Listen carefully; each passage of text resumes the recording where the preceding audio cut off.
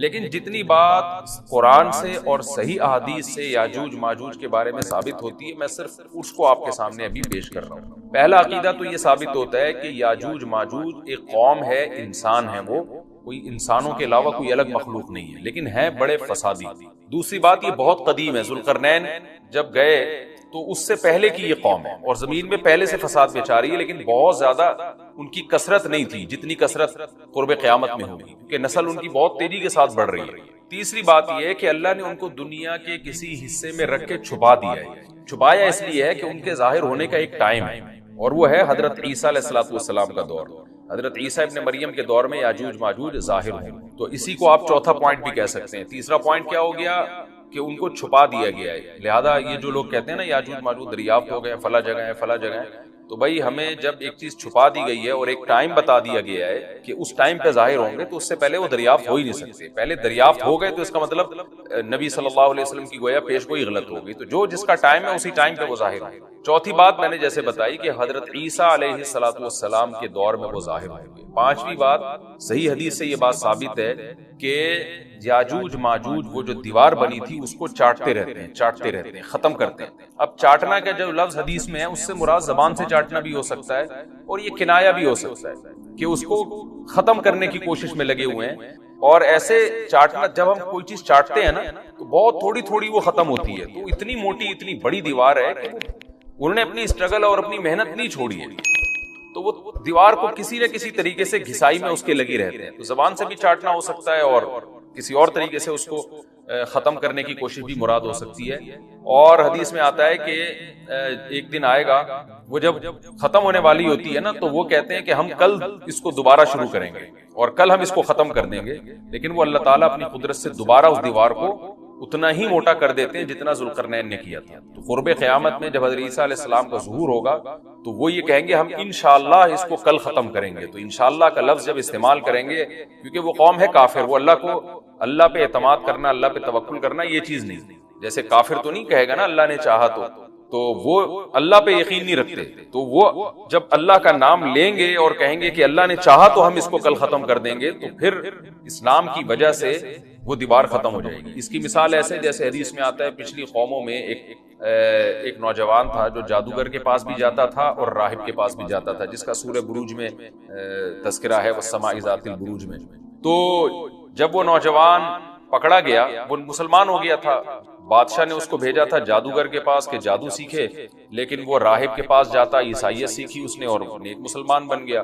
تو بادشاہ نے اس کو قتل کرنے کی حتی الامکان کوشش کی، مگر وہ قتل نہیں ہو پا رہا تھا۔ بادشاہ نے اس کو پہاڑ پہ بھیجا اپنے سپاہیوں کو لے کے کہ پہاڑ سے لے جا کے اس کو گرا دو، لیکن اللہ نے مدد کی کہ وہ سپاہی گر گئے، یہ بچ گیا۔ بادشاہ نے حکم دیا اس کو سمندر میں لے جا کے غرق کر دو، وہ سارے سپاہی غرق ہو گئے، یہ بچ گیا۔ تو کسی بھی طرح سے اس کی قتل کی کوششیں کامیاب نہیں ہو رہی تھی، تو اس نے بادشاہ سے کہا کہ تو اگر مجھے قتل کرنا چاہتا ہے نا تو چوک پہ کھڑا کر کے تیر مجھے مار اور کہے کہ بسم اللہ ورب ھذا الغلام، اس نوجوان کے رب کے نام سے میں اس کو قتل کرتا ہوں۔ تو اللہ کا نام لے کے مجھے مارے گا تو میں قتل ہو جاؤں گا۔ نوجوان یہ قربانی اس لیے دے رہا تھا کہ بادشاہ جب پوری پبلک کے سامنے اللہ کا نام لے گا تو لوگوں کو یقین آ جائے گا کہ بھئی اللہ کا نام لینے سے تو کام ہو گیا، اور اللہ کا نام لیے بغیر کام نہیں ہو رہا تھا۔ تو جو بادشاہ اللہ کو مانتا نہیں تھا آج اس کو بھی اللہ کا نام لینا پڑا ہے۔ تو نوجوان نے یہ قربانی اس لیے دی کہ بادشاہ جب اللہ کا نام لے گا لوگوں کو اللہ کی ذات پہ یقین آئے گا اور لوگ مسلمان ہو جائیں گے، عیسائیت کو قبول کر لیں گے۔ تو اس نوجوان نے یہ قربانی دی اور بادشاہ نے اللہ کا نام لے کے جب تیر مارا تو وہ نوجوان شہید ہو گیا، اور لیکن پورا ملک مسلمان ہو گیا، عیسائیت قبول کر لی۔ اور سورہ بروج میں پھر اللہ نے ان کا تبصرہ کیا، ان کا واقعہ بیان کیا ان کے بارے میں کہ کیسے بادشاہ نے خندقیں کھود کے پوری قوم کو جو ہے وہ جو دین سے پیچھے نہیں ہٹے ان کو کس طرح سے آگ میں پھینک دیا۔ تو اس سے پتہ چلتا ہے کہ کافر بھی بعض دفعہ جب اللہ کا نام لیتا ہے نا تو اس کو دنیاوی فائدہ ہو جاتا ہے۔ تو یاجوج ماجوج بھی تنگ آ کر پھر اللہ کا نام لیں گے اور کہیں گے اللہ نے چاہا تو ہم اس دیوار کو کل ختم کر دیں گے، اور بالآخر وہ دیوار ختم ہو جائے گی۔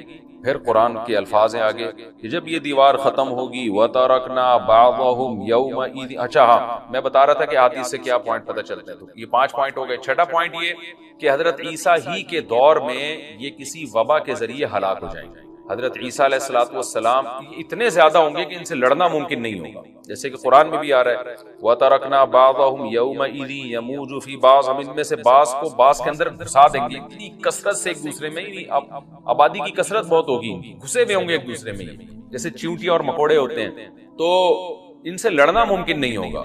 تو حضرت عیسیٰ علیہ الصلوۃ والسلام لوگوں کو لے کے کوہ طور پہ چلے جائیں گے، اور باقی مسلمان وہ اپنے اپنے گھروں کے اندر بند ہو جائیں گے، اور پھر اللہ کی طرف سے ایک وبا آئے گی، اور اس وبا میں یہ سارے کے سارے ہلاک ہو جائیں گے، اور پھر جب ہلاک ہو جائیں گے تو اتنی زیادہ ان کی لاشیں زمین پہ ہوں گی، اتنی زیادہ کہ انسانی آبادی ان کی لاشوں سے متعفن ہونا اور بیمار ہونا شروع ہو جائے گی، ان کی لاشوں سے بدبو اٹھے گی، اور ظاہر ہے انسان ہوں گے یہ، تو اس کی وجہ سے جو زمین کا ماحول خراب ہوگا، پھر حضرت عیسیٰ علیہ الصلوۃ والسلام اللہ سے دعا مانگیں گے کہ اللہ تعالیٰ ان کو کسی طرح ٹھکانے لگائے، کوئی انتظام کرے، پھر حدیث میں آتا ہے بارشیں ہوں گی اور سیلاب آئیں گے، اور ان کی لاشیں بہہ بہہ کے پانیوں میں جا کے، سمندروں میں جا کے ختم ہو جائیں گے، اللہ تعالیٰ ان کو اس طرح سے ٹھکانے لگائے گا۔ تو یہ یہاں تک جتنے بھی مضامین ہیں یہ صحیح احادیث سے ثابت ہیں۔ تو قرآن کہتا ہے وَتَرَكْنَا بَعْضَهُمْ يَوْمَئِذٍ يَمُوجُ فِي بَعْضٍ، ہم ان میں سے بعض کو بعض میں چھوڑ دیں گے، بہت کثرت ہوگی، وَنُفِخَ فِي الصُّورِ، اور پھر سور پھونکا جائے گا۔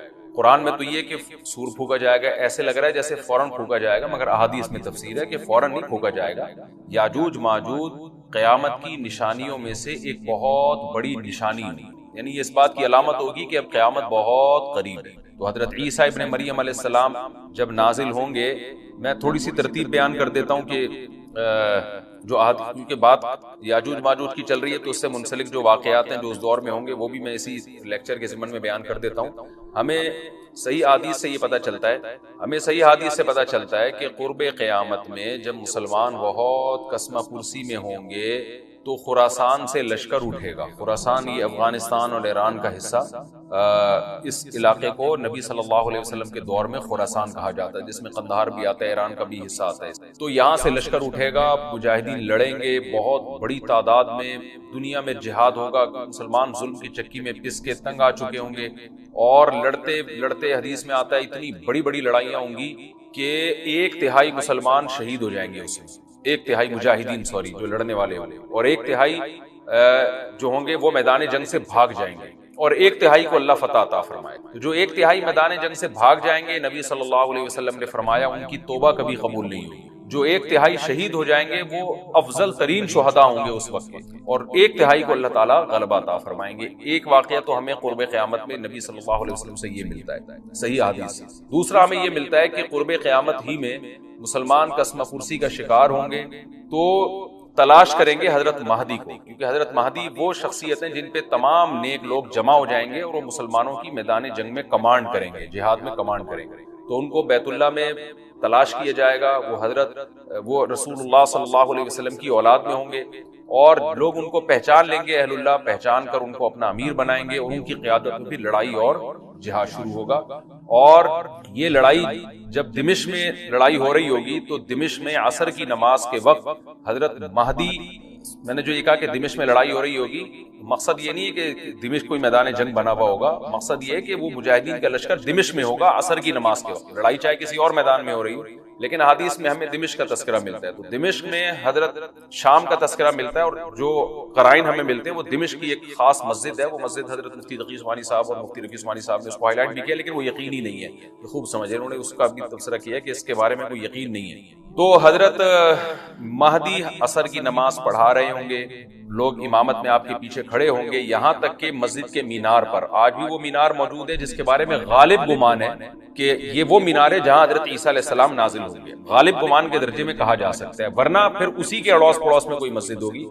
میرا اگر شام جانا ہوا تو انشاءاللہ میں ارادہ ہے کہ میں ولاگ میں اس مسجد کا بھی تذکرہ کروں گا، اس جگہ کا بھی تذکرہ کروں گا، لیکن میں پہلے یہ بات بتا دوں کہ وہ 100% یقینی نہیں ہے، ایسا نہ ہو کہ اس مسجد کے مینار پہ چڑھ کے لوگ جو ہے وہ اس کے کوئی مینار کو ہی چاٹنا شروع کر دیں تبرک کے طور پہ۔ تو عصر کی نماز کا ٹائم ہوگا، حضرت عیسیٰ ابن مریم علیہ الصلوۃ والسلام فرشتوں کے کندھوں پہ ہاتھ رکھ کے نیچے اتریں گے نماز کے ٹائم پہ، یعنی آسمان سے مینار تک آئیں گے، اور پھر مینار سے آپ کے لیے سیڑھیاں لگائی جائیں گی، سیڑھیوں کے ذریعے مینار سے نیچے اتریں گے، اور لوگ ان کو پہچان لیں گے.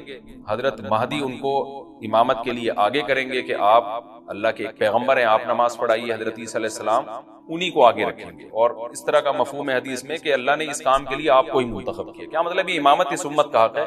تو حضرت عیسیٰ ابن مریم علیہ السلام کا جو کام ہوگا وہ جہاد ہے اور یہودیوں سے انتقام لینا, کیونکہ یہودیوں نے اپنے خیال میں حضرت عیسیٰ کو قتل کیا تھا, تو اللہ نے یہودیت ہی کے خاتمے کے لیے اور دجال کے خاتمے کے لیے عیسیٰ ابن مریم کو نازل. حضرت مہدی سے پہلے ہی دجال ظاہر ہو چکا ہوگا. دجال کے بارے میں حدیث میں آتا ہے کہ ہر پیغمبر نے اپنی امت کو دجال کے فتنے سے ڈرایا ہے. اچھا, یہ دجال ایک ایسی شخصیت ہے جس کا یہودی انتظار ہم سے زیادہ کر رہے ہیں, کیونکہ یہودی اس کو اپنے لیے نجات دہندہ سمجھتے ہیں, جبکہ حدیث میں آتا ہے کہ دجال کانا ہوگا اور اس کا خدائی کا دعویٰ ہوگا. اس کے پاس کچھ ایسی طاقتیں ہوں گی کہ مردے کو زندہ کر دے, زندہ کو مار دے. ایک طرف اس کے باغ ہوگا, ایک طرف اس کے آگ ہوگی. جو اس پر ایمان لائے گا اس کو باغ میں داخل کرے گا, اور جو اس پر ایمان نہیں لائے گا اس کو آگ میں داخل کرے گا. اور رسول اللہ صلی اللہ علیہ وسلم نے فرمایا اس کی جو آگ ہے حقیقت میں وہ جنت کا باغ ہوگا, اور اس کا جو باغ ہے حقیقت میں وہ جہنم کی آگ ہوگی. تو جو نبی کی باتوں پہ یقین کرتے ہیں وہ دجال کے فتنے سے محفوظ رہیں گے. اور حدیث میں سورہ کہف کی بھی تلاوت کا حکم ہے. جمعے کے دن جو کہف کی تلاوت کرتا ہے اللہ اس کو دجال کے فتنے سے محفوظ رکھتا ہے. اب آپ دیکھیں یہ سورہ کہف میں ہی قیامت کی علامات کا تذکرہ ہے نا, تو شاید اسی وجہ سے کیونکہ جو سورہ کہف پڑھتا رہے گا وہ یاجوج ماجوج کے واقعات بھی پڑھتا رہے گا اور اللہ کی قدرت کے واقعات بھی پڑھتا رہے گا, تو دجال کے فتنے سے اللہ اس کو اس برکت سے بچا کے رکھیں گے, فتنے سے محفوظ رکھیں گے. تو وہ ایسی طاقتیں دکھائے گا, بے وقوف لوگ اس پہ ایمان لے آئیں گے. حدیث میں آتا ہے کہ کاڑا کبھی بھی خدا نہیں ہو سکتا, یعنی اس کی تو ایک آنکھ ہوگی نہیں, لیکن بے وقوف لوگ اس کے یہ کچھ ظاہری کمالات دیکھیں گے, یہ نہیں دیکھیں گے کہ یہ تو شکل بھی اس کی اچھی نہیں ہے, یعنی خدا کم از کم جمال والا ہوتا ہے نا, یہ تو ہے بھی کانا, اور اس کے بڑا بڑا کافر بھی لکھا ہوا ہوگا واضح طور پر جس سے پتا چلے گا. لیکن احمق اور بیوقوف لوگ جیسے روحانی عامل کو کچھ شعبدے دیکھ کر ان پہ سے متاثر ہو جاتے ہیں نا, روحانی عاملوں کے شعبدے دیکھ کے, تو ایسے ہی دجال کے شعبدے دیکھ کے متاثر ہو. تو بہت لوگوں کو, خلقت کو, بہت بڑی امت کو گمراہ کرے گا دجال. اہل اللہ کو اللہ تعالیٰ اس کے فتنے سے محفوظ رکھے گا. پھر حضرت عیسیٰ ابن مریم جب نازل ہوں گے تو وہ دجال کو قتل کریں گے. حدیث میں آتا ہے کہ نیزے کے ذریعے گھوڑے پہ بیٹھ کے قتل کریں گے. علماء نے اس حدیث کا دو مطلب بیان کیے ہیں کہ یا تو اس کا مطلب یہی ہے کہ واقعی گھوڑے پہ بیٹھیں گے, نیزہ استعمال کریں گے, اور زمین جو ہے وہ اتنی پہلے اس سے جنگیں ہو چکی ہوں گی کہ لوگ دوبارہ تلواروں گھوڑوں کی طرف آ جائیں گے. اس بات کا امکان ہے, ہر ملک ایٹمی طاقت بن چکا ہے, تو اگر یہ ایٹم بم سارے ملک آپس میں چلا دیں تو ہم دوبارہ گدے گھوڑوں والی زندگی پر آ جائیں گے. ٹیکنالوجی ساری تباہ برباد ہو جائے گی, انسان کی ترقی. تو اس بات کا بھی امکان ہے کہ کوئی اس سے پہلے ہو سکتا ہے کوئی ایسی جنگ عظیم ہو کہ انسانیت دوبارہ پہاڑوں پتھروں کے دور میں آ جائے.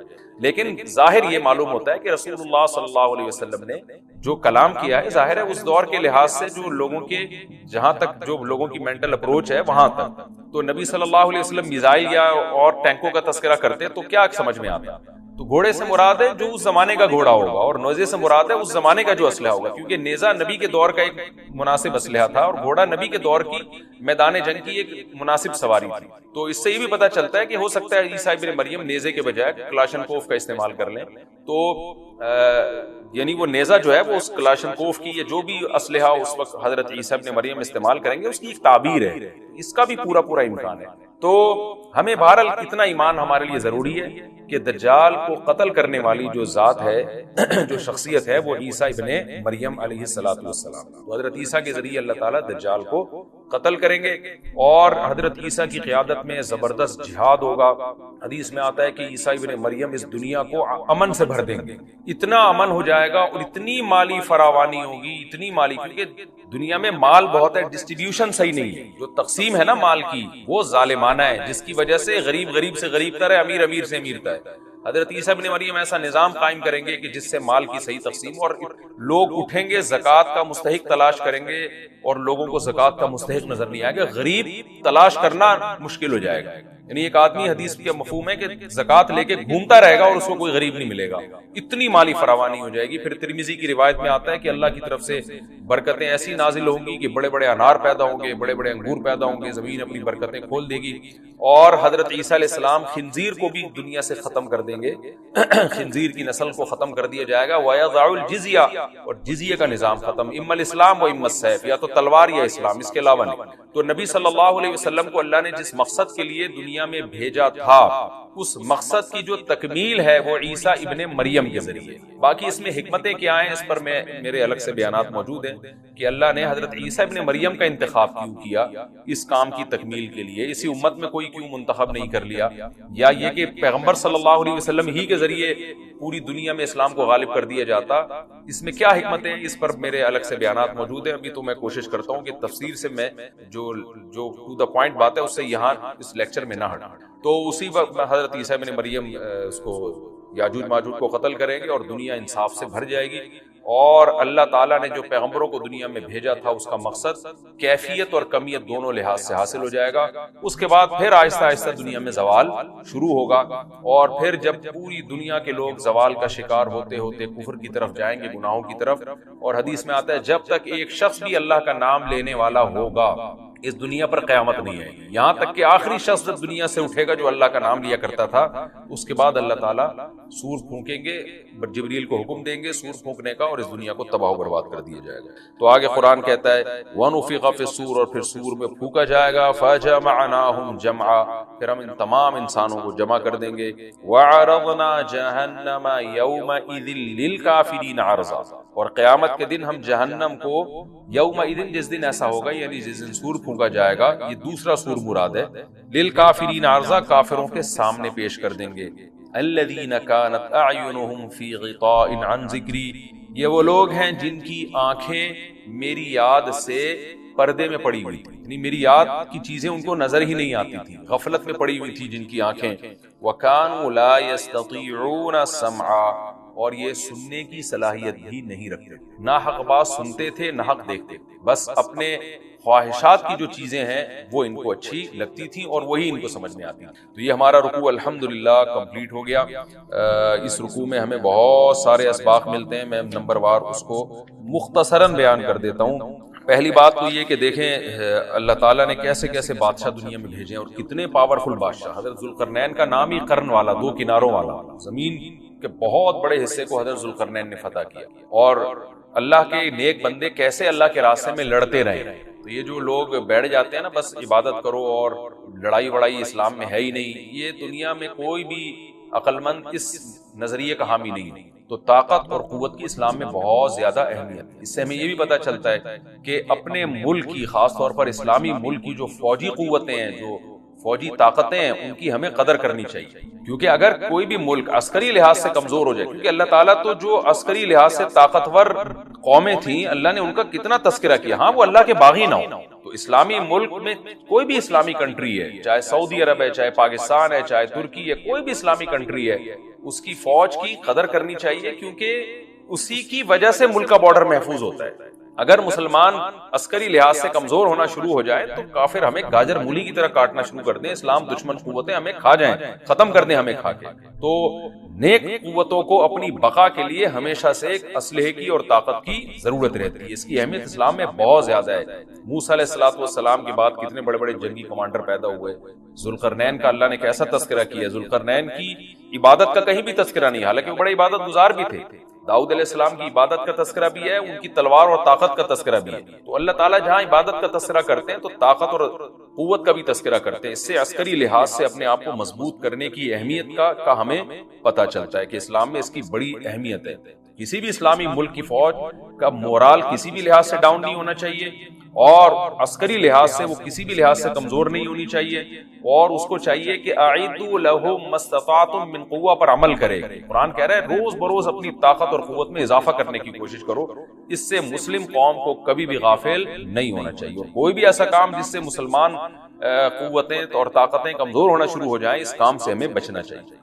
دوسری بات ہمیں یہ پتہ چلی کہ اللہ تعالیٰ نے اہل اسلام کے ذمے پوری دنیا کی ذمہ داری لگائی ہے, کسی ایک ملک کی نہیں. جتنے بھی پیغمبر آئے ہیں جب وہ دنیا فتح کرنا شروع کی ہے تو کہیں رکے نہیں ہیں وہ کہ بھئی یہاں تک, اس سے آگے نہیں جانا. ان کی صلاحیت ہی ختم ہو گئی ہو, وسائل ہی ختم ہو گئے ہو تو الگ بات. تو پوری دنیا ہے جس میں اللہ کے دین کو غالب کرنا ہے. اب اس کا طریقہ کیا ہوگا, ظاہر ہے جو جس زمانے میں سوٹیبل طریقہ ہو وہ اختیار کیا جائے گا.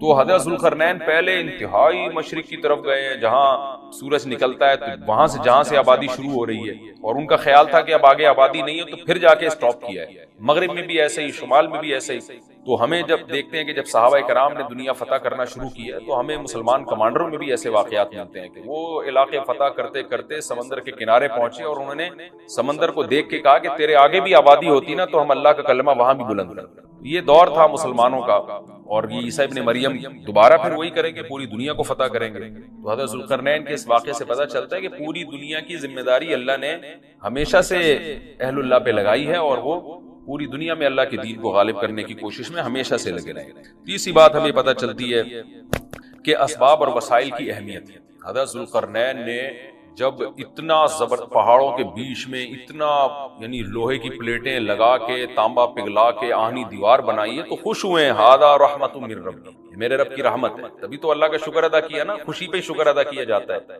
تو اس سے یہ بھی پتہ چلتا ہے کہ سائنس اور ٹیکنالوجی، دیکھیں یہ کام ٹیکنالوجی کے بغیر ممکن نہیں تھا، تبھی تو اس قوم نے کہا نا ذوالقرنین سے کہ ہم پیسے آپ کو دیں گے، لیکن ہمارے پاس وہ وسائل نہیں ہے، وہ ٹیکنالوجی نہیں ہے ہمارے پاس۔ اور بظاہر ایسا لگتا ہے کہ ان کے پاس لوہا بھی تھا، تانبا بھی تھا، کیونکہ حضرت ذوالقرنین اب یہ تو نہیں ہے نا کہ زمین کے مشرق کی طرف دوبارہ لوہا جمع کرنے گئے ہوں، وہیں سے جو کچھ ہوگا نکالا ہوگا۔ تو وسائل اس قوم کے پاس تھے، ٹیکنالوجی نہیں تھی کہ اس لوہے کو اور اس تانبے کو پگھلا کے دونوں پہاڑوں کے بیچ میں پلیٹیں کیسے بنانی ہیں، اور ان کو کیسے ان کے بیچ میں تانبا کر کے کہانی دیوار بنائی، یہ ٹیکنالوجی ان کے پاس نہیں تھی۔ تو اس سے ہمیں ٹیکنالوجی کی ویلیو کا بھی پتہ چلتا ہے۔ آج مسلمان اس میں بھی بہت پیچھے چلے جا رہے ہیں اور اس کو مذہب سمجھنا شروع کر دیا ہے، یہ بات بھی غلط ہے۔ حضرت ذوالقرنین نے اتنی طاقت اور قوت کا استعمال کیا، اور اتنے زبردست طریقے سے اس وقت جو بھی اس سوٹیبل ٹیکنالوجی تھی اس کا استعمال کر کے دو پہاڑوں کے بیچ کے راستے کو بند کر دیا، اور اس پہ خوشی منائی ہے ذوالقرنین نے۔ یہ نہیں کہا کہ بھئی اس سے کچھ بھی نہیں ہوتا، اصل میں تو بس انسان کو چاہیے کہ وہ اللہ اللہ کیا کرے بیٹھ کے، اور یہ کیا اللہ سے بس مدد مانگو، اللہ ہی۔ یاجوج ماجوج کے بارے میں ان کو کہہ دیتے ہیں ذوالقرنین کہ تم سب رات کو تہجد میں اٹھ کے دعائیں مانگو، اللہ یاجوج ماجوج سے تمہیں بچا لے گا۔ نہ نہ نہ، حضرت ذوالقرنین نے کہا دعائیں بھی مانگو، یقیناً حکم دیا ہوگا دعائیں مانگنے کا، لیکن ہم پورے اسباب اور وسائل استعمال کریں گے، لوہے کی پلیٹیں بنائیں گے، تانبے کو پگھلائیں گے، اوپر چڑھائیں گے، اور اس طرح سے پوری مضبوط دیوار بنائیں گے۔ آج مسلمان ہاتھ پہ ہاتھ رکھ کے بیٹھ گیا ہے، اور وظیفوں میں اور جو ہے بس وہ چند صبح شام کے وظیفے پڑھ کے وہ سمجھتا ہے کہ ساری دنیا کے سارے مسائل کا حل اس سے ہو جائے گا۔ ایسا نہیں ہے، آپ کو بہت زیادہ ترقی کرنی ہے، بہت زیادہ اسباب و وسائل میں آپ کو غیر مسلموں سے آگے نکلنا ہے، جیسے کہ قرون اولیٰ کا مسلمان نکلا تھا، تبھی اللہ نے اس کے لیے دنیا میں فتوحات کے دروازے کھولے تھے۔ تو اللہ ہمارے لیے فتوحات کے دروازے جبھی کھولے گا جب ہم عبادت کے ساتھ ساتھ سے قدیم آسمانی مذہب یہودیوں کا ہے، اور اللہ نے ان کو بہت بڑی حکومت دی تھی۔ میں نے بتایا نا کہ دنیا میں جو خاندانی حکومتیں رہی ہیں وہ مذہبی ہی رہی ہیں۔ 3 مذہبوں نے دنیا میں دادا گیری کی ہے، بدماشی جسے کہتے ہیں، جائز بدماشی۔ ایک یہود نے کی ہے، پوری دنیا کو فتح کیا انہوں نے۔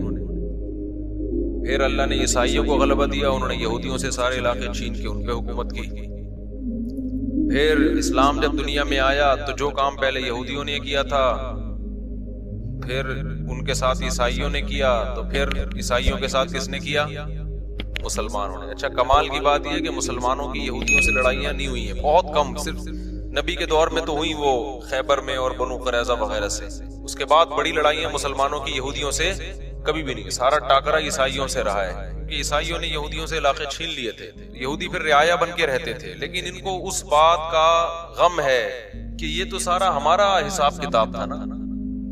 تو قرآن میں اللہ نے بتایا ہے کہ تمہارے جو پیغمبر دنیا میں آئے وہ نیک اعمال کی بنیاد پہ اللہ نے ان کو دنیا میں حکومت دی تھی۔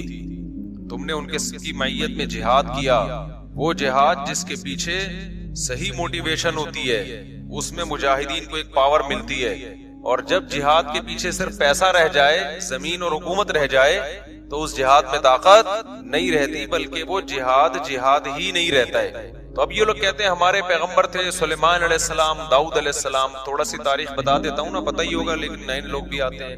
ابراہیم علیہ السلام سے اصل میں تو تاریخ شروع ہوتی ہے نا، جو پیغمبروں کی جو ہمیں ملتی ہے، ویسے تو اس سے پہلے بھی پیغمبر آئے ہیں، لیکن جو اب جو دنیا میں زندہ قومیں ہیں ان کی ہسٹری کہاں سے ملتی ہے ہمیں؟ ابراہیم علیہ السلام. اس سے پہلے کہ ہمیں ویسے کتابوں میں تو تھوڑا بہت تذکرہ مل جائے گا، من حیث القوم کوئی قوم نہیں ہمیں نظر آتی اب، کیونکہ وہ مذہب سارے یہودیت میں پہلے چلے گئے، اس کے بعد عیسائیت میں، اس کے بعد اسلام.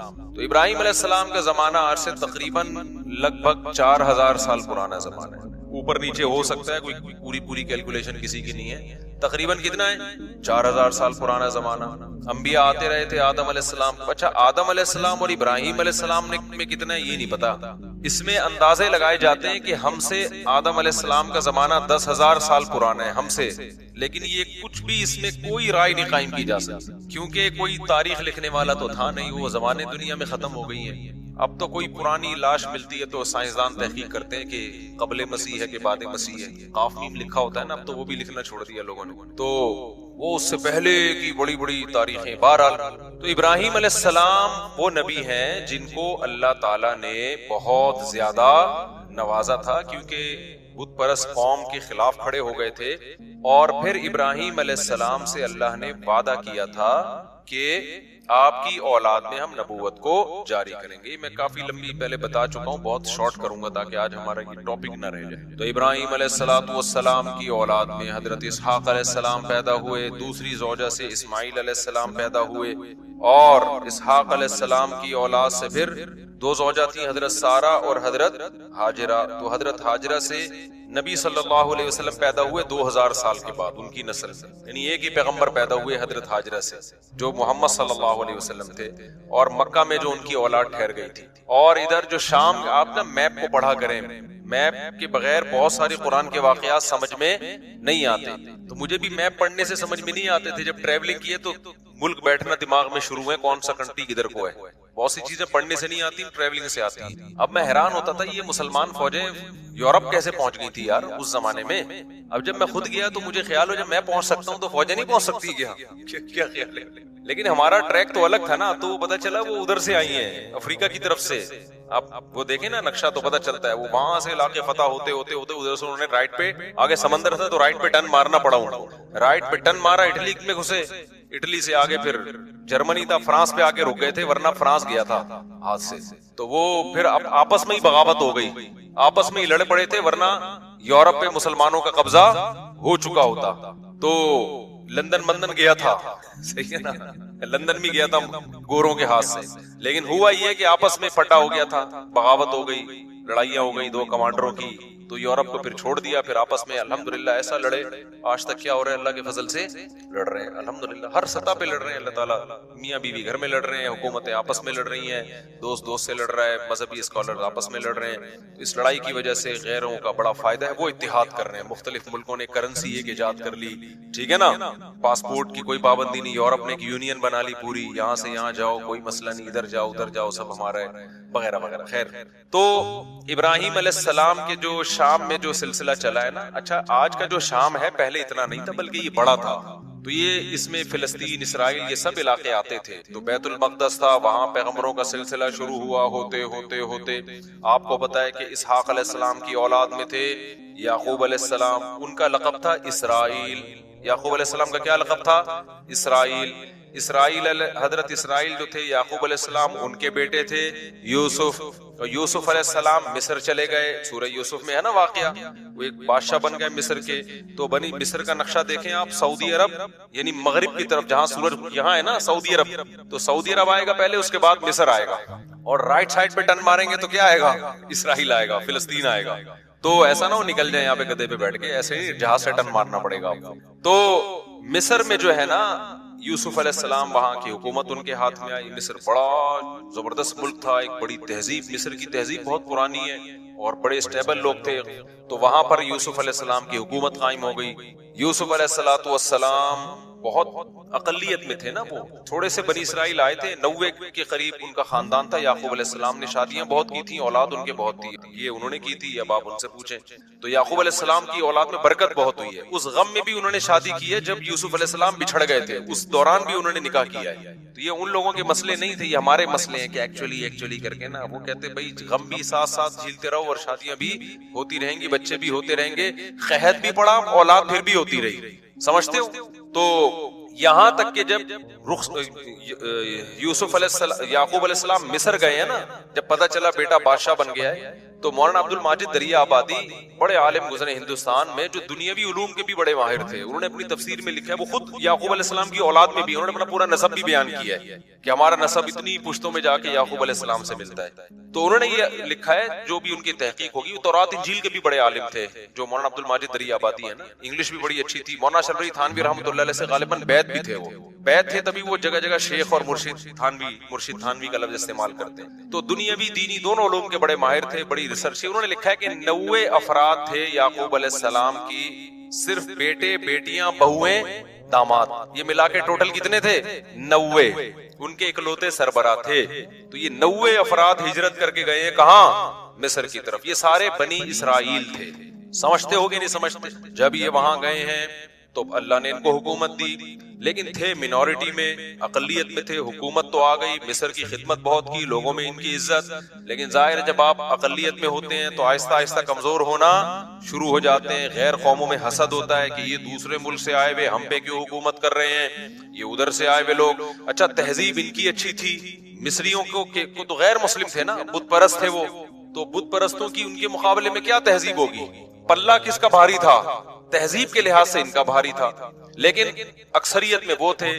تو پھر یہ تھوڑا تھوڑا دین سے دور ہونا بھی شروع ہو گئے. جب دین سے بھی دور ہو رہے ہیں، آپ اقلیت میں بھی ہیں، تو آہستہ آہستہ دوبارہ مصریوں کا غلبہ ہونا شروع، اور قوم پرستی کا نعرہ لگایا. یہ بنی اسرائیلی ہیں، ہم قبطی ہیں، یہ غیر ہیں. یہ حالانکہ بھائی غیر ہیں، لیکن انہیں تمہیں بنایا کتنا ہے؟ تمہارے ملک کو قحط سے بچایا ان لوگوں نے، تمہیں تہذیب سکھائی، تمہیں ایمان دیا نا. یہ قوم پرستی انتہائی غلیظ اور بدبودار نعرہ ہے.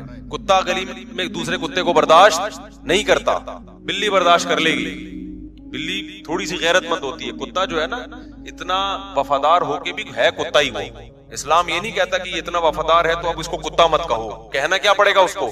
کتا ہی کہنا پڑے گا. وجہ اس کی ہے کہ اس میں کچھ بہت بری خصلتیں بھی ہیں. آگے وہ ابھی میں خصلتوں پر بیان پہلے کر چکا ہوں، ابھی میں نہیں جاؤں گا اس کی طرف. تو خیر اب کیا مسئلہ ہے؟ تو بنی اسرائیل جب یہاں گئے ہیں، آہستہ آہستہ آہستہ حکومت ان کے ہاتھ سے نکلنا شروع، اور گناہوں میں بھی جانا شروع ہو گئے. جائے جب حکومت میں آتے ہیں تو عیش و عشرت بھی بڑھتا ہے. بالآخر فرعون، اس زمانے میں مصر کا جو بھی بادشاہ اس کو فرعون ہی کہا جاتا تھا. تو وہ والا فرعون جس کا قرآن میں تذکرہ ہے وہ ان پر بالآخر غالب آ گیا، اور وہ ہے ویسے ہی تحریکیں چلنا شروع ہو گئیں جیسے مودی صاحب کی تحریکیں. یہ اقلیت میں ان کو مارو، ان کو پیٹو، ان کو یوں کرو، ان کو یوں کرو، جو ہندوستان میں مسلمان بیچاروں کے ساتھ ہو رہا ہے اس وقت.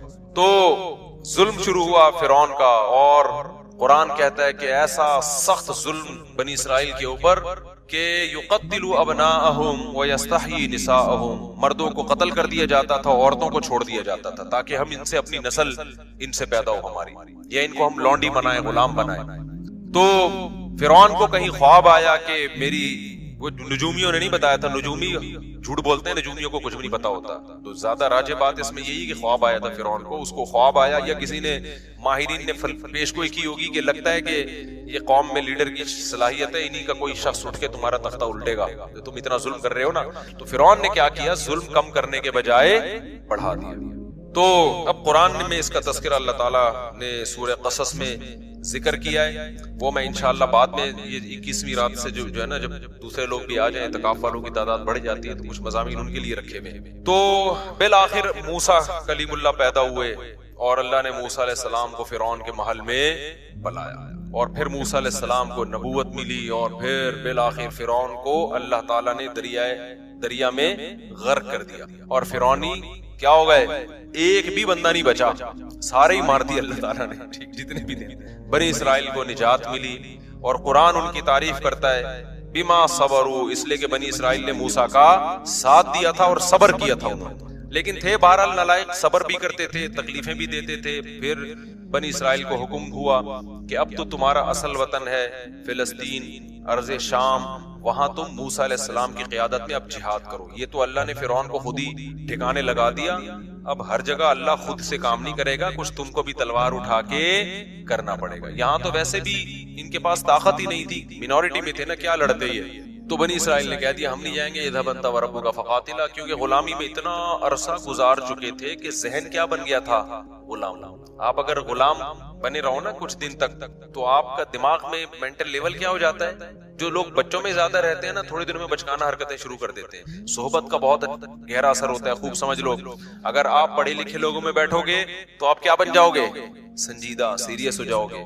آپ اگر ہر وقت مسخروں کے ساتھ بیٹھو گے تو چھچھورے بن جاؤ گے، آپ سنجیدگی آپ میں سے ختم ہو جائے گی۔ آپ علماء، بزرگوں، صلحاء کے ساتھ بیٹھو گے، اللہ کی محبت آپ کے اندر پیدا ہو جائے گی۔ دنیا پرستوں میں ہر وقت بیٹھو گے جو ہر وقت مال و دولت کی باتیں کرتے ہیں، اتنی گاڑی، اتنی پیسہ، بحریہ ٹاؤن، فلانا، آپ کی نظر میں دنیا کی ہوس اور لالچ پیدا ہو جائے گی۔ یہ انسان کی نیچر ہے۔ تو اچھے لوگوں کے ساتھ بیٹھا کرو۔ سمجھتے ہو آج ہمارا مرغا مرغی جو ہے نا ایک دیسی ہے، وہ ہر وقت دہشت گردی۔ ایک فینسی بھی ہمارے پاس تھائی لینڈ کی نسل ہے، وہ مرغا بھی بڑا تمیز کا اور مرغی بڑی تمیز کی۔ ہمارے ایک پٹھان دوست ہیں، آج ان کو میں لے کر گیا اپنے پنجرے میں، انہوں نے کہا اس پورے پنجرے میں نا آپ کے کیج میں پڑھے لکھے یہی لگ رہے ہیں، یہ دو مرغے۔ مجھے ان کا تبصرہ بڑا اچھا لگا، انہوں نے کہا یہ جو مرغا مرغی ہے نا اس پورے پنجرے میں مجھے صرف یہ دو پڑھے لکھے لگ رہے ہیں، باقی سارے ان پڑھ اور جاہل۔ وجہ اس کی ہے کہ وہ ہر ایک دوسرے کو جب کوئی موقع ملے، وہ کوئی نیا بندہ آئے اس کو چھیڑ رہا ہے، وہ کہا پڑھے لکھے صرف یہ لگ رہے ہیں۔ میں نے کہا یہ پٹ رہے ہیں سب سے زیادہ یہاں پہ۔ اچھا خیر، تو میں نے کہا یہ پڑھے لکھے ہیں، یہ بھی ان کے ساتھ رہ کے ان پڑھ نہ بن جائیں۔ تو اب مسئلہ کیا ہے؟ تو اللہ تعالیٰ نے بنی اسرائیل کو حکم دیا، بنی اسرائیل نے جہاد نہیں کیا، اللہ کو غضب آیا اور موسیٰ علیہ السلام نے بددعا بھی کی، اور اللہ نے کہا یہ زمین ان پر حرام ہے۔ 40 سال تک وادی تیہ میں اسی طرح سے یہ تڑپتے رہے، 40 سال تک وہیں موسیٰ علیہ السلام کا انتقال بھی ہو گیا اور وہ 40 سال تک وادی تیہ میں بہکتے رہے۔ پھر اس کے بعد نئے پیغمبر آئے اور پھر اس کے بعد نئے پیغمبر کی معیت میں انہوں نے جہاد کی۔ جب انہوں نے جہاد کیا تو قرآن نے اس کا بھی واقعہ اللہ تعالیٰ نے قرآن میں بیان کیا ہے سورہ بقرہ میں۔ تو جب ان کا جہاد ہوا ہے نا تو ان کی فوج، ان کے جو کمانڈر تھے ان کا نام تھا طالوت، وہ پیغمبر ہی نے ان کو بنایا تھا کمانڈر، وقت کے نبی نے، لیکن وہ غریب تھے۔ بنی اسرائیل نے اس پہ بھی اعتراض کیا، غریب آدمی ہمارا امیر کیوں بن رہا ہے؟ تو ان کو بتایا گیا بھائی اس کے پاس نالج زیادہ ہے اور صحت اچھی ہے۔ کمانڈر کے لیے پیسہ ہونا ضروری نہیں ہے، نالج، جنگ لڑنے کا تجربہ زیادہ ہو۔ دیکھو اللہ تعالیٰ دنیا کو اسباب سے چلاتا ہے۔ علماء نے بیان کیا ہے جنگ کے کمانڈر بنانے کے لیے یا ملک کا صدر وزیر اعظم بنانے کے لیے دو بندے ہیں آپ کے پاس، ایک بہت نیک ہے، نالج اور تجربہ نہیں ہے اور اس کو پتا نہیں ہے کیا کرنا ہے، اور ایک برا ہے لیکن اس کے پاس ایکسپیرینس ہے، صلاحیت ہے، تو برے کو بنایا جائے گا، نیک کو نہیں بنایا جائے گا۔ بات نہیں آ رہی سمجھ میں؟ جب میں یہ بات لوگوں کو بتاتا ہوں لوگ کہتے ہیں یار یہ کیا بات ہے، تقوی کی تو بڑی اہمیت ہے۔ میں ان سے کہتا ہوں مجھے ایک بات بتاؤ، آپ جب گھر میں ڈرائیور رکھتے ہو گاڑی چلوانے کے لیے، ایک بندہ ہے تہجد گزار ہے، تبلیغ سے حضرت جیسے 4 مہینے لگا رہے ہیں، ماشاءاللہ کتنے وقت کے لیے نکلے ہوئے حضرت آپ، سالانہ چلہ، ماشاءاللہ ماشاءاللہ، تو وہ بھی سالانہ چلے کے لیے نکلا ہوا تھا، ابھی تازہ تازہ چلہ لگا کر آئے، لیکن وہ گاڑی چلانی نہیں آتی۔ دوسرا گٹکا بھی کھاتا ہے، پان بھی کھاتا ہے، چرس بھی پیتا ہے، لیکن گاڑی چلانا اس کو آتی ہے۔ تیسرا کوئی آپشن آپ کے پاس نہیں ہے، تو ڈرائیور کس کو بناؤ گے آپ؟ نیک کو تھوڑی بناؤ گے، بولیں گے بھائی تو بہت نیک ہے لیکن جو کام تجھے دیا جا رہا ہے تجھ میں اس کی صلاحیت نہیں ہے۔ ہاں نیک ہونا، دونوں ڈرائیور اگر ڈرائیور ہیں پھر جو نیک ہے اس کو ترجیح دی جائے گی، پھر دیکھا جائے گا یار اس کا 4 مہینے لگے ہوئے، اس کے نہیں لگے، میں کم از کم اگر کسی کو ڈرائیور رکھوں گا تو میں 4 مہینے والے کو ترجیح دوں گا، یار یہ ڈرائیور بھی ہے اور نیک بھی لگ رہا ہے، یہ ذکر اذکار کرے گا فارغ وقت میں، گانے نہیں سنے گا گاڑی میں بیٹھ کے، چرس نہیں پیے گا۔ سمجھتے ہو کہ نہیں سمجھتے؟ تو ہمیشہ کام اس کے سپرد کیا جاتا ہے جو کام کا اہل ہو۔ یہ نبی کی بھی سنت ہے، صحابہ کی بھی سنت ہے، پیغمبروں کی بھی سنت ہے۔ تو پیغمبر نے طالوت کو امیر بنا دیا اور کہا کہ اللہ کے حکم پہ بنا رہا ہوں۔ لوگوں نے کہا یہ تو پیسے ہی نہیں ہے ان کے پاس، غریب آدمی۔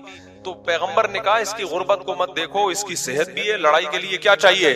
صحت چاہیے، کمانڈر ہونے کے لیے جگرا چاہیے، صحت، کانفیڈنس، دل مضبوط، اور دوسرا علم ہے، اس کے پاس نالج ہے، نقشوں کا پتہ ہے، کدھر سے جانا ہے، کدھر سے ٹرن مارنا ہے، دشمن کے حملے کیا ہوتے ہیں ان کی چالوں کو سمجھتا ہے یہ، لہذا یہ طالوت کیا بنے گا؟ یہ تمہارا کمانڈر بنے گا۔ سمجھتے ہو کہ نہیں سمجھتے ہو؟ تو طالوت کو بنا دیا گیا، بولو، کمانڈر۔ اسی طالوت کی فوج میں حضرت داؤد تھے جو ابھی تک پیغمبر نہیں بنے تھے، بنی اسرائیل کی ایک عام فرد تھے اور حضرت یعقوب علیہ السلام کی اولاد میں تھے، ظاہر ہے بنی اسرائیل میں سے تھے۔ اب کیا ہوا ہے کہ جب یہ لشکر گیا ہے لڑنے کے لیے تو یہ بہت تھوڑے تھے اور دشمن بہت زیادہ. تو اللہ نے ان کو امتحان میں ڈالا کیونکہ اسباب کی دنیا میں بڑا مشکل تھا. تو اللہ چاہتے تھے اسباب تو ہے نہیں تو تقویٰ تو ہونا کم از کم. اسباب بھی نہیں ہے, تقویٰ بھی نہیں ہے, تو پھر کس چیز کی فتح ملے گی بھائی؟ اللہ کی مدد کیوں آئے گی؟ افغانستان میں طالبان نے امریکہ کو بھگا دیا نا, تو اسباب تو نہیں تھے, لیکن اس اسباب کی تلافی کس چیز نے کی ہے؟ اللہ کے خوف نے, آخرت کی لالچ نے. تو دونوں ہی چیزیں نہ ہوتی تو پھر پلڑا کس کا غالب تھا؟ اللہ کہتا ہے وہ بھی ایسے ہی, تم بھی ویسے ہی, تو پاور تو اس کے پاس ہے, تو تمہیں کس بات کی میں فتح عطا کروں؟ سمجھتا نہیں ہے نا بات کو. تو دونوں ہی چیزیں اگر مارکیٹ سے شارٹ ہوں تو پھر میرے بھائی گھر پہ آرام سے بیٹھ کے اللہ اللہ کرنا چاہیے, بڑے بڑے کاموں کا نہیں سوچنا. تو خیر اب کیا تھا, اللہ میاں نے ان کو آزمایا کہ ان کا تقویٰ چیک کرنا ہے. تو پیغمبر نے ان کو بتا دیا, طالوت کو بتا دیا, اور طالوت نے پھر لوگوں کو بتا دیا کہ بھئی دیکھو یہ پانی آئے گا, نہر آئے گی, شدید پیاس لگے گی, لیکن اس نہر سے پانی پینا نہیں ہے, برداشت کرنا ہے اللہ کے لیے. جس نے پانی پی لیا تو اس کا مجھ سے کوئی تعلق نہیں ہے, جو پانی نہیں پیئیں گے وہ میرے ہیں. یہ بڑی آزمائش تھی. قرآن کہتا ہے بنی اسرائیل میں اکثر نے پانی پی لیا. اکثر نے کیا کر لیا؟ پانی پی, گناہ کیا, اللہ کی نافرمانی کی. اس کا نتیجہ یہ نکلا, آخر جو دشمن جو تھا نا اس کے کمانڈر کا نام تھا جالوت. وہ بڑا پاورفل آدمی, اس کے پاس بڑی فوج تھی. تو اس گناہ کی نحوست یہ ہوئی کہ جن نے پانی پیا انہوں نے کہہ دیا کہ ہم میں اس سے لڑنے کی طاقت نہیں, ہمارے حوصلے پاس بھائی, یہ بہت بڑی جماعت ہے, ہم نہیں لڑ سکتے, نکلو بھاگو. اس سے کیا پتا چلتا ہے؟ جہاد میں, جنگ میں گناہ جو ہے نا, اللہ کی نافرمانی, اس کی نحوست پڑتی ہے. صرف جہاد میں نہیں, جو بھی بڑے کام ہے نا, حوصلے والے کام, وہ حوصلے والے کام گناہگار لوگ نہیں کر پاتے, وہ پرہیزگار لوگ کر پاتے ہیں. خدا کا خوف ہوتا ہے نا, گناہ سے بچتا ہے, اس کی ایک الگ سے موٹیویشن ملتی ہے انسان کو, حوصلہ ملتا ہے اللہ کی طرف سے. گناہگار لوگوں کے حوصلے کیا ہوتے ہیں؟ بس وہ مشکل موقعوں پہ پتلی گلی سے بول لیا کرو نا زبان سے, یار نکل جاتا ہے. جب مشکل موقع آئیں گے نا نکل لے گا پتلی گلی سے. تو انہوں نے بھی یہی کیا. اب اور مشکل ہو گئی. جنہوں نے پانی نہیں پیا تھا وہ کیا تھے؟ بہت تھوڑے, وہ اور تھوڑے رہ گئے. ان کے تو حوصلے پست ہو گئے. لا طاقت لنا اليوم بجالوت وجنودی, ہم میں جالوت اور اس کے لشکر سے لڑنے کی پاور نہیں ہے. اب ہونا کیا چاہیے تھا کہ جو تھوڑے سے رہ گئے تھے وہ اپنے کمانڈر طالوت سے جا کے کہتے کہ حضرت ہم تو پورے لشکر کو دیکھ کے آئے تھے کہ سب لوگ ہمارے ساتھ ہیں, جب آدھے سے زیادہ لوگوں نے حوصلے پست ہو گئے ہیں تو کائنڈلی اب ہمارا لڑنا بنتا نہیں, اب ہمیں بھی یہ مروائیں گے, لہذا اب ہم اکٹھے کیا کرتے ہیں, یہاں سے واپس چلتے ہیں, عزت اسی میں. لیکن نہیں, انہوں نے گناہ کیا تھا نا, اس کی نحوست, انہوں نے نیکی کی تھی, پیاس کے باوجود پانی نہیں پیا. یہ تعویل نہیں کی کہ یار پانی پیئیں گے تو لڑیں گے نا, نہیں بھائی, جب اللہ نے کہہ دیا پیاسے لڑو تو بس اللہ فتح دے گا اسی میں. تو تقویٰ تھا تو اس کی برکت ان کے حوصلے پست ہونے کے بجائے بڑھ گئے. انہوں نے کہا تھوڑے سے ہیں, لڑیں گے انشاءاللہ. اور پھر کہنے لگے جو نہیں لڑنا چاہ رہے تھے, پست ہو گئے تھے ان کے حوصلے, ان کو بھی حوصلہ دلانے لگے. کم من فئۃ قلیلۃ غلبت فئۃ کثیرۃ باذن اللہ. بھائی تاریخ اٹھا کے دیکھو کتنی مرتبہ ایسے ہوا ہے, بہت تھوڑی تھوڑی جماعتوں کو اللہ نے بڑی بڑی جماعتوں پہ غلبہ دیا ہے, اور اللہ صبر کرنے والوں کے ساتھ ہے. ان کم بختوں کی سمجھ میں آیا نہیں آیا, اس سے تاریخ کیا ہے, خاموش. پھر قرآن کہتا ہے جب مقابلہ شروع ہوا ہے نا تو اتنا بڑا لشکر اور ادھر تھوڑے سے لوگ جو اور تھوڑے سے ہو گئے تھے, ان کو اندازہ ہو گیا کہ اسباب کی دنیا میں ہم میں اس لشکر سے لڑنے کی طاقت نہیں ہے, اب اللہ ہی مدد کرے گا. تو کیا دعا مانگ رہے ہیں؟ دعا بڑی خاندانی ہے, مجھے بڑا مزہ آتا ہے یہ دعا میں, بڑی خاندانی دعا.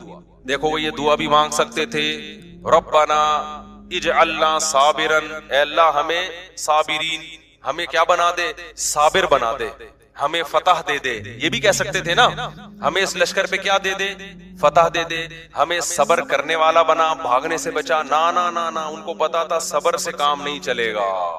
ربنا افرغ علینا صبرا, اے اللہ صبر کی بالٹیاں انڈیل دے ہمارے اوپر. تھوڑا صبر نہیں چاہیے ہمیں, بہت بڑا لشکر ہے, ہمارے قدم کیا ہوں گے, اکھڑیں گے. آسمان سے نا افراغ کہتے ہیں, جیسے بالٹی میں پانی ہو نا, وہ آپ نے خالی کر دی, یوں کر کے انڈیل دیا, تو وہ کیا ہو گئی, خالی ہو گئی, پوری بالٹی آپ نے انڈیل دی. افرغ علینا صبرا, یہ بلاغت ہے, صبر کی کوئی بالٹیاں تھوڑی اوپر سے نازل ہوں گی, سمجھانے کے لیے کہ ایسے صبر دے جیسے صبر کی ہمارے اوپر بالٹیوں کی پورے نہا جائیں ہم صبر کے اندر. اتنا طاقتور صبر چاہیے اس لشکر سے لڑنے کے لیے. ہمارے اندر جب تک تو ایسا صبر نہیں دے گا ہم نہیں لڑ سکتے. ہمیں ایسا صبر چاہیے. تو نیت بھی کر رہے تھے نا لڑیں گے ہم. افرغ علینا صبرا وثبت اقدامنا, اور ہمارے قدموں کو جما دے, پیچھے نہ ہٹے ہم. وانصرنا علی القوم الکافرین, اور ان کافروں پر ہماری مدد کر. پہلے صبر مانگا ہے, پھر کیا مانگی ہے؟ مدد کی. ہمارے جو کرنے کا کام ہے نا, اے اللہ پہلے وہ تو ہو جائے. ہم جو اللہ سے مدد مانگ رہے ہوتے ہیں کہ اے اللہ میں بھاگ جاؤں پھر بھی کیا ہو ہماری مدد. نہیں ہے بات سمجھ میں؟ اے اللہ میں شادی نہ کرنا چاہوں پھر بھی میری 4 شادیاں ہو جائیں. ہمارے جامع میں استاد ہیں, وہ ایسے لیٹے ہوئے رہتے تھے نا, اکثر ایسے لیٹے رہتے تھے کہ یار تمہیں پتہ نہیں کہاں سے رشتے مل جاتے ہیں, میں تو مجھے کوئی رشتہ ہی نہیں مل. میں نے کہا میں تو جب بھی آتا ہوں آپ یہاں بیٹھے ہوتے ہیں یوں ٹیک لگا کے نا ایسے. میں نے کہا ایسے تو پہلا نہیں ملتا میرے بھائی اس زمانے میں. کوئی ہلو جلو, کچھ سفر کرو, کوئی رشتوں کا پیغام بھیجو, کوئی پٹو, کوئی بدنامی مولو, اس کے بعد جا کے نہ ہوتا ہے نہ رکھا جاتا ہے. رکھنے میں بھی پھر قربانیاں دینی پڑتی ہیں. تو ہم یہ چاہتے ہیں کہ ہم کچھ نہ کریں اور ساری مدد کس کی طرف سے آئے؟ اللہ کی طرف سے. بے روزگار آدمی کر کیا رہا ہوتا ہے؟ وظیفے پڑھ رہا ہوتا ہے. ابے بھائی تو صبح اٹھ کے جا, روزگار تلاش کر, تو محنت کر, پھر اللہ سے دعائیں بھی مانگ. خود دھیلے کا نہیں کرے گا. لڑائیاں گھروں میں ہو رہی ہیں, اس لڑائی پہ غور کر کے کہ اس کی ریزن کیا ہے, لڑائی کیوں ہو رہی ہے. میرے اندر خرابی ہے تو میں اس خرابی کو ٹھیک کروں, اس کے اندر خرابی ہے تو اس کی اصلاح کی کوشش کی جائے, اس کے بعد اللہ سے دعا مانگی جائے. اس خرابی کی اصلاح کی کوئی کوشش نہیں کرتا اور ڈائریکٹ وظیفوں پہ آئے ہوئے ہوتے ہیں. سیٹ کس پہ ہو گئے ہیں؟ اولاد آپ کی بگڑ رہی ہے, تھوڑا سا ٹائم نکال کے غور کرو, یار میری کوئی خرابی تو نہیں ہے جس کی وجہ سے بچے بگڑ رہے ہیں. کہیں میرے اندر تو کوئی خرابی نہیں ہے, میں نے ٹائم نہیں دیا ان کو, ان کی تربیت کی, محبت سے کوشش نہیں کی. آپ نے پوری کوشش کی پھر بگڑے تو اللہ سے دعا مانگے. اپنا کوئی ذمہ داری پوری نہیں کرنی اور ڈائریکٹ ڈال کس پہ دینا ہے؟ آپ کو فالج ہو گیا, یار اللہ تعالیٰ نے مجھے آزمائش میں ڈالا, میری کوئی ٹیکنیکل مجھ سے خطا تو نہیں ہوئی جس کی وجہ سے مجھے فالج ہوا ہے. میں روزانہ 6 انڈے کیوں کھا رہا تھا, میں گائے کا گوشت کیوں کھا رہا تھا, میں اتنی چینی کیوں کھا رہا تھا, میں کر کیا رہا تھا, میں جو اتنی خوراک بنتی ہے صبح شام پھوڑے جا رہے ہیں, اور پھر اس کے بعد دھماکے کے ساتھ پھٹ پھٹا کے کیا ہو جاتے ہیں, ہلاک ہو جاتے ہیں. پھر لوگ کہتے ہیں اللہ کی یہی مرضی تھی, اللہ کی یہی مرضی تھی اس قسم کے لوگوں کے ساتھ, ٹھیک ہے نا, کہ وہ اسی طرح پھٹیں. ہاں کچھ ہوتے ہیں احتیاط کر رہے ہوتے ہیں پھر بھی اٹیک ہو جاتا ہے, وہ اللہ کی مرضی ہے. تو اپنا کام میرے بھائی پورا کرنا ہے, پھر بھلے پھٹ بھی جاؤ اور آدھا اللہ نہ کرے کسی کو فالج ہو, کچھ بھی ہو, پھر چلو اللہ کی طرف سے صبر کی توفیق بھی ملی. ہمارے ایسا کچھ بھی نہیں ہے, سارے الٹے کام کر کے پھر ڈالتے ہیں کس پر ہیں؟ اللہ میاں پہ ڈالتے ہیں کہ یار وہاں سے مسئلہ خراب ہو رہا ہے. اچھا خیر, تو اب انہوں نے کیا دعا مانگی اللہ سے, یہ سمجھنے کی ہے. انہوں نے ڈائریکٹ یہ نہیں کہا اللہ ہمیں ہماری مدد کر, پہلے کہ اللہ ہمارے قدم تو جما, کیونکہ جن کے قدم جمتے ہیں مدد انہی کے ساتھ ہوتی ہے, بھگوڑوں کے ساتھ مدد نہیں ہوتی. تو پہلے اللہ جو ہماری ذمہ داری ہے نا وہ ہم سے پوری ہو جائے. ہم بھی نیت کر رہے ہیں, تو بھی توفیق دے. اور قدم جمنے سے پہلے کیا ہے, جن کو صبر کی توفیق نہیں ملتی ان کے قدم نہیں جمتے, تو ہمیں صبر کی توفیق بھی چاہیے. اور نمبر 2, صبر بھی معمولی نہیں, صبر کی بالٹیاں ہمارے اوپر انڈیل دے. پھر آخر میں کہہ رہے ہیں کہ وانصرنا علی القوم الکافرین, ان کافروں پر ہماری مدد کر. تو بڑے جگر سے لڑے نا وہ لوگ, اور لڑنے کے بعد قرآن کے الفاظ ہیں, اسی لشکر میں ایک داؤد بھی تھے. ایک تو ان تھوڑے سے لوگوں کا اتنے بڑے لشکر سے لڑنا یہ اللہ کی رضا کے لیے. پھر ایسے موقع پہ ہر آدمی کی کوشش ہوتی ہے میرا ٹاکرا کمزور کے ساتھ ہو, کیا خیال ہے, تاکہ میں کم از کم سیف سائڈ پہ رہوں. 2-4 پتلے پتلے لوگوں کو میں ڈیلیٹ کر کے آ کے طالوت کو بتاؤں گا کہ میں نے 6 بندے مارے, میں نے اس لڑائی میں 8 بندے مارے. ایسے باریک باریک میں لوگوں کو کیا کروں گا, تلاش. لیکن جو حضرت داؤد تھے انہوں نے کس کو ہدف بنایا, کمانڈر جالوت کو. ظاہر ہے وہ سب سے زیادہ پاورفل تھا, تو ہدف کس کو بنا رہے ہیں کہ میرا ٹاکرا کس سے ہوگا, جالوت سے ہوگا. تو اللہ کو یہ ادا بڑی پسند آئی. قرآن کہتا ہے وَقَتَلَ دَاوُودُ جَالُوتَ, داؤد نے کس کو قتل کیا, ڈائریکٹ جالوت کو جا کے قتل کیا. چھوٹے موٹے کام کرنے کا نہیں ہے, جب بڑی جنگ ہے تو پھر کام ڈرامے بھی بڑے ہوں گے. تو جا کے کیا, کسی میں کہتا ہوں ایک نہیں کرو, کرو تو 4 کرو ورنہ کمارے. استغفر اللہ, یہ پھر موضوع ادھر کو کہاں گیا. اچھا خیر, تو کچھ کر کے جاؤ نا دنیا میں, پتا تو چلے کچھ الٹا کر کے گیا ہے, سیدھا کر کے گیا ہے, کیا کر کے گیا. لوگ باتیں, غیبت بھی ہوگی, برائیاں بھی ہوں گی, پٹو گے بھی, لیکن بدنام جو ہوں گے تو کیا نام نہ ہوگا. کیا خیال ہے بھائی, ایسے ہی تو یہ تو سب ایک ایک کر کے جا رہے ہیں دنیا سے. اچھا استغفر اللہ, حقوق بھی ہے اس پہ, پھر وہ پھر میں کبھی اس وقت بیان کروں گا انشاءاللہ. تو قتل داؤد جالوتا. قرآن کیا کہتا ہے؟ داؤد علیہ السلام نے کیا کیا؟ ڈائریکٹ ہدف کس کو بنایا ہے؟ جالوت. مار دیا اسے. اللہ کو یہ ادا پسند آئی. فآتاہ اللہ الحکمہ، اللہ نے آپ کو حکمت بھی دی، نبوت بھی عطا کر دی. وعلمہ مما یشاء، اور جو کچھ اللہ نے چاہا آپ کو سکھایا. اب اس واقعے کے بعد بنی اسرائیل کے کمانڈر کون بن گئے؟ ظاہر ہے پیغمبر نے بھی دیکھا نا بھائی یہ ہیں اصل کا. پہلے یہ میرٹ کی بیس پہ سلیکشن ہو رہی ہے. کس کی بیس پہ ہو رہی ہے؟ بولو نا. کوٹا سسٹم نہیں تھا بنی اسرائیل میں اس زمانے میں کہ ہمیں کمانڈر بنانے کے لیے بنی اسرائیل کے وہ کتنے تھے ان کی جماعتیں؟ 12 قبیلے تھے نا. تو 12 قبیلوں میں ہر قبیلے کے اتنے کوٹے ہیں، اتنے لوگ ہوں گے. اب چونکہ اس قبیلے کا بن چکا ہے تو اگلا اس قبیلے کا. کوٹا سسٹم بنی اسرائیل میں نہیں تھا. ان میں کیا تھا؟ میرٹ کی بیس پہ، صلاحیت کی بیس پہ. دیکھا بھائی جالوت میں داؤد میں سب سے بہتر صلاحیت ہے، تو اب بنی اسرائیل کے چیف آف آرمی اسٹاف کون ہوگا؟ آرمی چیف کون ہوگا؟ داؤد ہوں گے. داؤد علیہ السلام نے جو پہلی دفعہ اتنی قربانی دی تھی تو اللہ کے خوف سے دی تھی نا. تو ان میں اللہ کا خوف بھی تھا، تقوی پہلے سے موجود تھا. تو بالآخر بنی اسرائیل کے بادشاہ کون بن گئے؟ بولو نا. تمہارے چپ کیوں بیٹھے ہوئے ہو؟ داؤد علیہ السلام. داؤد علیہ السلام نے خلافت سنبھالتے ہی کام کیا شروع کیا؟ اقدامی جہاد، جس پہ آج یہودی اور عیسائی مسلمانوں پہ اعتراض کرتے ہیں کہ تم لوگوں نے تو علاقے کے علاقے فتح کیے. اللہ نے داؤد علیہ السلام کو حکم دیا کہ آپ نے اب علاقوں کے علاقے کیا کرنے ہیں؟ تلوار کی زور سے فتح کرنے. وہاں پر اللہ کا حکم نافذ کرنا ہے. کسی کو تلوار کی طاقت سے یہودی یا مسلمان نہیں بنانا آپ نے. ہاں، حکم کس کا نافذ کرنا ہے؟ اللہ کا. داؤد علیہ السلام نے جہاد شروع کیا. بڑی ٹینشن یہ تھی کہ بڑی بڑی جماعتوں سے، بڑے بڑے قبیلوں سے مقابلہ ہوتا تھا. تیر بھی لگتے تھے، تلواریں بھی چلتی تھی، زخمی بہت ہوتے تھے. اللہ نے داؤد علیہ السلام کے ذریعے بنی اسرائیل کی حکومت قائم کرنی تھی دنیا میں. اللہ نے داؤد علیہ السلام کو معجزے دینا. سب سے پہلا معجزہ، آپ کے ہاتھ میں لوہا پگھلا دیا. اللہ جس طرح سے چاہیں لوہے کو کیا کر لیں؟ موڑ لیں.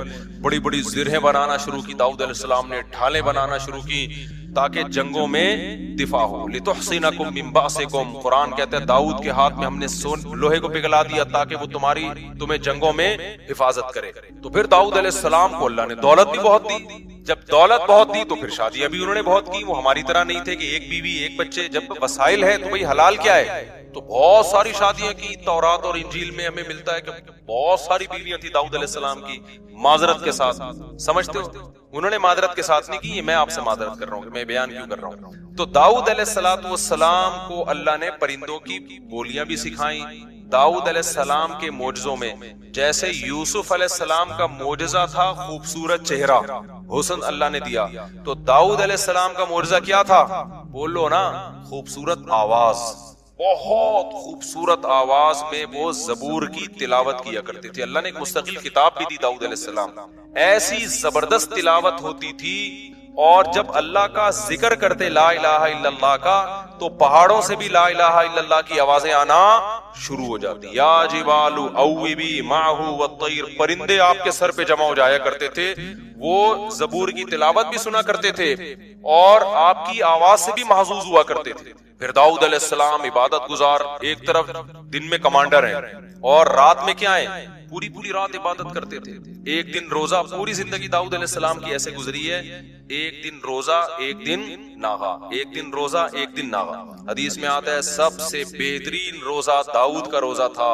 پوری زندگی ایسے کیا، ایک دن روزہ ایک دن ناغا.